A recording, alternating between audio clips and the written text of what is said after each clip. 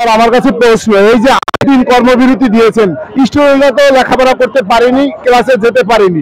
এখন আপনারা ক্লাসে যে কিভাবে তাদেরকে পোষায় দিবেন? ওই যে ক্লাসগুলো পায়নি, ওই ক্লাসগুলো কিভাবে তাদেরকে করবেন?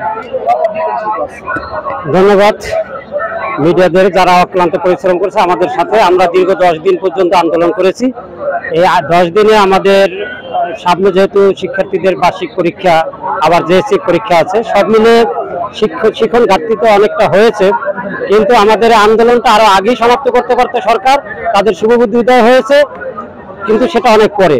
এখন যেটুকু শিক্ষণ ঘাটতি হয়েছে, আমাদের একান্ত প্রত্যেক শিক্ষকের নিজেদের ইচ্ছা আছে যে যাতে শিক্ষার্থীরা তাদেরকে পরিপূর্ণ শিক্ষাটুকু নিতে পারে।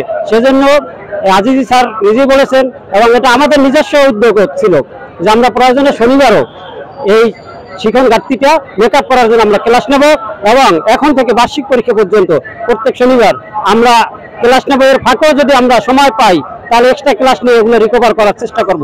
হয়তো